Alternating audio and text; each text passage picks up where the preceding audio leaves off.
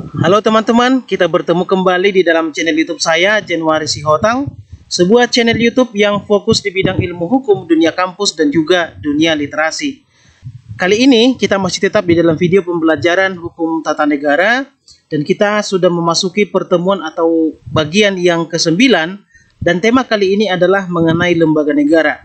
Khusus pada tema ini saya lebih membahas kepada bagaimana sejarah lembaga negara, terus kemudian bagaimana eksistensi ataupun keberadaan lembaga negara di Indonesia, baik itu sebelum maupun sesudah perubahan Undang-Undang Dasar 1945.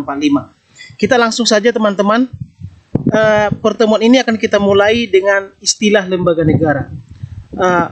Berbicara mengenai istilah berarti kita berbicara mengenai bagaimana bahasa lain atau bangsa lain menyebutnya. Mengenai lembaga negara sendiri ada beberapa sebutan ataupun istilah dalam bahasa asing. Misalnya dalam bahasa Inggris disebut dengan political institution. Atau kalau kita terjemahkan ke dalam bahasa Indonesia ini artinya adalah institusi politik. Kenapa dikatakan sebagai political institution? Karena memang biasanya yang namanya lembaga negara, mekanisme rekrutmennya itu melalui proses politik. Apakah itu melalui pemilihan umum secara langsung maupun pemilihan melalui perwakilan. Atau bahkan ada juga diantaranya yang merupakan yang dilakukan secara political appointee ataupun penunjukan secara politik. Kemudian yang kedua dalam bahasa Belanda dikatakan sebagai staatsorgaan. Artinya di sini adalah sebagai organ negara. Sedangkan di dalam bahasa Indonesia istilah mengenai lembaga negara ini juga bermacam-macam teman-teman. Ada yang namanya badan negara, ada juga organ negara, bahkan ada juga disebut dengan komisi negara, dewan, majelis, dan lain-lain. Ini juga merupakan salah satu permasalahan di dalam sistem ketatanegaraan kita, karena penyebutan mengenai lembaga negara ini sendiri itu belum seragam. Misalnya, sistem ketatanegaraan kita belum bisa membedakan dengan pasti apa perbedaan antara badan negara dengan organ negara. Atau misalnya antara komisi dengan dewan. Misalnya kenapa KPK disebut dengan Komisi Pemberantasan Korupsi, tetapi BPK disebut dengan Badan Pemeriksa Keuangan. Ini adalah sesuatu PR ataupun pekerjaan rumah yang perlu diperbaiki ketika misalnya ada perubahan Undang-Undang Dasar 1945 ke depan. Setelah memahami istilah, maka kita kemudian akan mempelajari mengenai pengertian lembaga negara. Untuk pengertian lembaga negara ini, saya akan mencoba mengutip pendapat dari seorang ahli hukum tata negara, yaitu Hans Kelsen. Hans Kelsen membagi pengertian lembaga negara itu ke dalam dua bagian. Yang pertama, lembaga negara dalam arti luas, dan yang kedua adalah lembaga negara dalam arti sempit.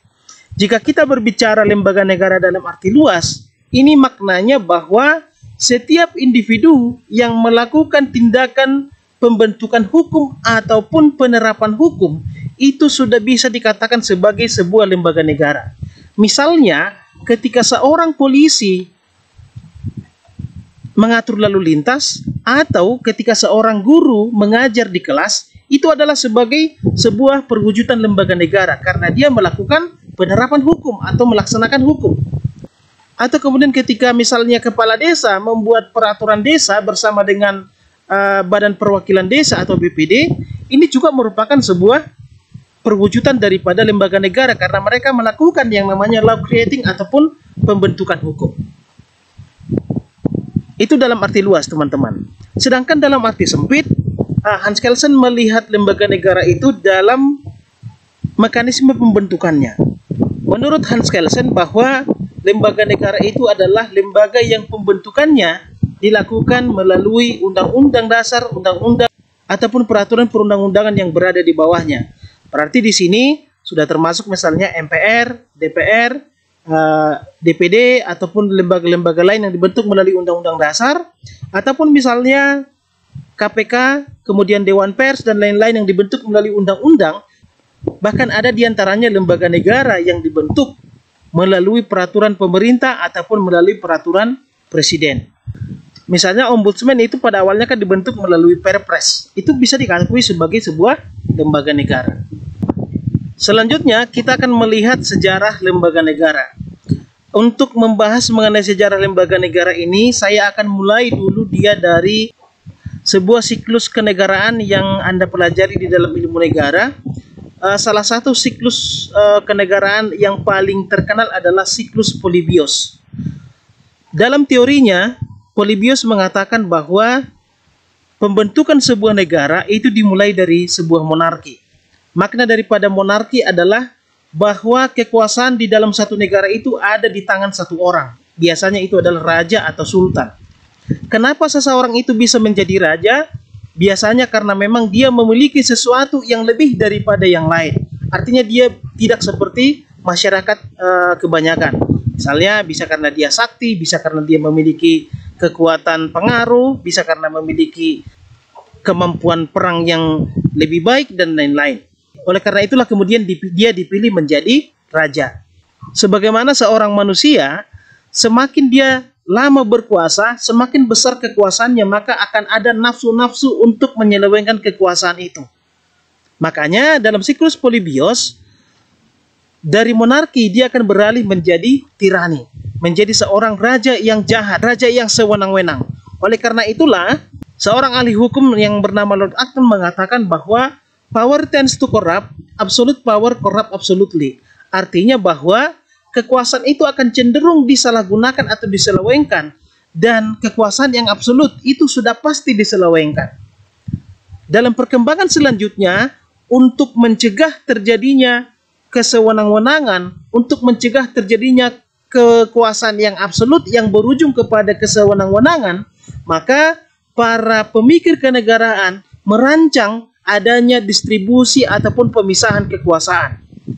Kalau dalam bahasa Inggris dikatakan sebagai separation of power ataupun distribution of power. Ini merupakan cara untuk membatasi kekuasaan seorang raja ataupun seorang tirani. Nah, ada dua cara untuk membatasi kekuasaan. Yang pertama dengan pengaturan masa jabatan, dan yang kedua adalah melalui distribusi kekuasaan. Pengaturan masa jabatan itu sangat penting karena memang biasanya semakin lama seseorang berkuasa, maka akan semakin absolut kekuasaannya. Oleh karena itulah di negara-negara demokrasi biasanya dilakukan pembatasan masa jabatan, baik itu untuk seorang anggota legislatif maupun anggota yudikatif. Misalnya di Indonesia ya, masa jabatan itu biasanya hanya 5 tahun dan maksimal dia 2 periode atau 10 tahun. Setelah itu kemudian harus berganti. Atau misalnya di Amerika, masa jabatan seorang presiden itu hanya 4 tahun dan maksimal 2 periode. Itu salah satu cara untuk membatasi kekuasaan. Cara yang kedua adalah melalui distribusi kekuasaan. Distribusi kekuasaan ini bisa dilakukan dalam dua hal. Pertama, distribusi kekuasaan secara horizontal, dan yang kedua adalah distribusi kekuasaan secara vertikal. Kalau dikatakan distribusi kekuasaan secara horizontal, berarti adanya pemisahan kekuasaan antar cabang-cabang kekuasaan negara.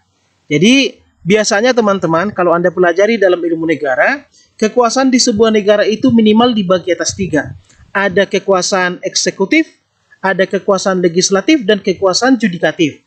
Jadi, supaya tidak muncul kekuasaan yang tirani atau kekuasaan yang absolut, maka ketiga kekuasaan ini harus dipisahkan. Kekuasaan untuk membentuk hukum atau legislatif harus berpisah dengan kekuasaan untuk melaksanakan hukum. Begitu juga dengan kekuasaan membentuk dan melaksanakan hukum, itu harus berpisah dengan kekuasaan untuk menghukum orang-orang ataupun pihak-pihak yang melakukan pelanggaran hukum. Oke? Kemudian yang kedua, distribusi kekuasaan itu juga bisa dilakukan secara vertikal, yaitu bahwa kekuasaan itu dibagi antara pemerintah yang lebih tinggi dengan pemerintah yang lebih rendah, atau dalam sistem negara kesatuan itu biasanya dikenal dengan pemerintah pusat dengan pemerintah daerah, atau dalam negara federal dikenal dengan adanya pemerintahan negara federal dan pemerintahan negara bagian. Sehingga pemerintah pusat tidak memiliki kekuasaan mutlak di sebuah negara. Daerah ataupun negara bagian itu diberikan kekuasaan untuk mengatur daerahnya sendiri. Terkait dengan distribusi kekuasaan ini, yaitu distribusi kekuasaan secara horizontal, muncullah teorinya Montesquieu dengan istilahnya trias politika, Montesquieu membagi kekuasaan itu seperti yang saya katakan tadi, yaitu eksekutif, legislatif, dan judikatif. Kita harus tahu bahwa munculnya teori ini tidak terlepas dari absolutisme yang terjadi pada pemerintahan Raja Louis, di mana pada masa itu kekuasaan eksekutif, legislatif, dan judikatif itu berada di dalam satu tangan. Sehingga ketika kekuasaan itu berada di satu tangan, Raja Louis akan sewenang-wenang untuk melaksanakan kekuasaannya, bahkan untuk menghukum orang-orang yang melawan kekuasaannya. Dalam sistem ketatanegaraan modern seperti di Indonesia misalnya, sistem pemisahan ataupun pembagian kekuasaan ini dilengkapi dengan istilahnya sistem checks and balances. Ketika kekuasaan itu sudah dibagi-bagi antara eksekutif, legislatif, dan judikatif, antar cabang kekuasaan itu juga harus bisa saling mengawasi dan mengimbangi. Tidak boleh ada cabang kekuasaan yang memiliki kekuasaan mutlak ataupun kekuasaan yang absolut. Misalnya di Indonesia, ketika presiden itu sebagai eksekutif, dia harus bisa diawasi oleh legislatif. Misalnya melalui hak angket, hak interpelasi, dan hak menyatakan pendapat. Atau dalam contoh lain, kekuasaan eksekutif dan legislatif yang dilaksanakan oleh presiden dan DPR itu juga bisa diawasi oleh judikatif. Misalnya kalau ada tindak kejahatan ataupun tindak pidana korupsi yang dilakukan oleh penyelenggara negara, itu bisa diadili melalui cabang judikatif. Kalau di Indonesia itu misalnya Mahkamah Agung dan Mahkamah Konstitusi. Sekarang kita akan membahas secara spesifik terkait dengan lembaga negara di Indonesia. Kita mulai dari sejarahnya teman-teman. Sesungguhnya kalau kita telusuri lebih jauh bahwa pembentukan lembaga negara di Indonesia itu tidak terlepas dari adanya desain kelembagaan negara pada masa penjajahan yang dilakukan oleh Belanda. Kalau Anda lihat misalnya lembaga negara DPR itu adalah semacam tanda kutip copy paste dari lembaga negara Volksraad pada masa penjajahan. Jadi kalau misalnya Anda lihat Volksraad itu adalah Dewan Rakyat, Volks itu adalah rakyat, Raad adalah Dewan. Berarti Dewan Rakyat artinya ini adalah sebagai perwakilan daripada rakyat Belanda maupun daerah-daerah jajahan Belanda. Sedangkan presiden itu adalah cikal bakal dari gubernur jenderal atau gubernur jenderal namanya kalau sekarang. Artinya ini adalah lembaga yang memiliki kekuasaan eksekutif di daerah-daerah jajahan. Sedangkan Mahkamah Agung berasal dari lembaga Raad van Justice, ya, Raad itu adalah Dewan, Justice adalah keadilan, berarti Dewan Keadilan. Adapun Badan Pemeriksa Keuangan merupakan cikal bakal dari Raad van Rekenkamer dan DPA adalah cikal bakal dari Raad van State. Nah, dari situ bisa kita lihat jelas bahwa sekali lagi saya katakan lembaga negara yang ada di Indonesia saat ini itu merupakan cikal bakal dari lembaga-lembaga negara yang sudah ada pada masa penjajahan, walaupun ada modifikasi-modifikasi dalam beberapa hal. Di Indonesia, sebagaimana perubahan konstitusi, maka lembaga-lembaga negara itu juga mengalami dinamika maupun perkembangan. Di sini saya hanya membandingkan lembaga negara di Indonesia sebelum dan sesudah perubahan Undang-Undang Dasar 1945.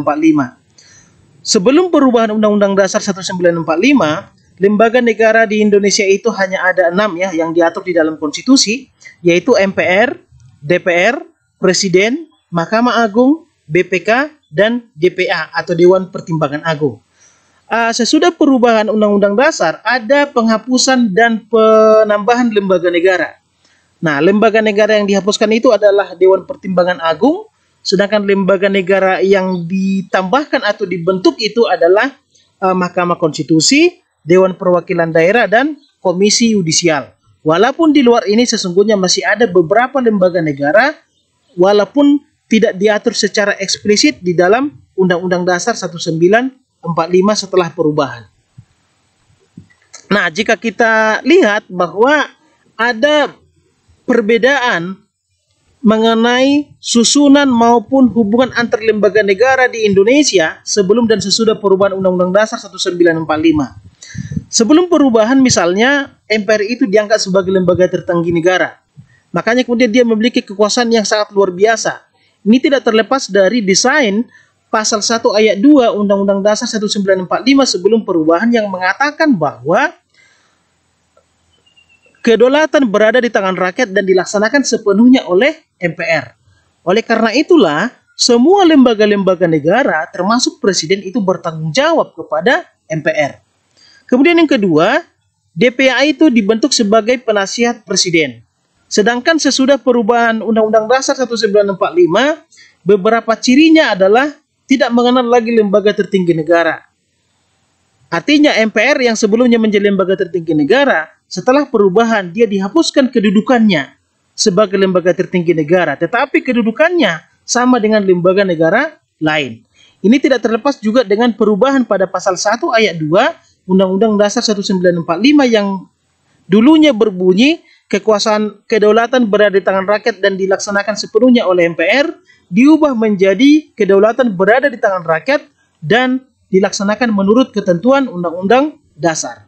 Kemudian yang kedua, dibentuk lembaga-lembaga negara baru seperti DPD, MK, dan KY. DPD ini dibentuk untuk menggantikan keberadaan utusan daerah dan utusan golongan di MPR. Kemudian MK juga dibentuk sebagai perwujudan Indonesia sebagai negara hukum demokrasi, dan Komisi Yudisial itu dibentuk sebagai lembaga bantu untuk kekuasaan kehakiman. Yang ketiga, DPA kemudian dihapuskan, dan yang terakhir di Indonesia itu kemudian dikenal adanya sengketa kewenangan antar lembaga negara. Jadi kalau misalnya ada lembaga negara yang bersengketa dengan lembaga negara lain, mekanisme penyelesaiannya itu dilakukan oleh Mahkamah Konstitusi. Walaupun kemudian ada persyaratan bahwa sengketa kewenangan antar lembaga negara itu baru bisa dilaksanakan di Mahkamah Konstitusi kalau kewenangan lembaga negara yang bersangkutan diatur di dalam Undang-Undang Dasar 1945. Oke, saya rasa demikian dulu pemahaman mengenai lembaga negara.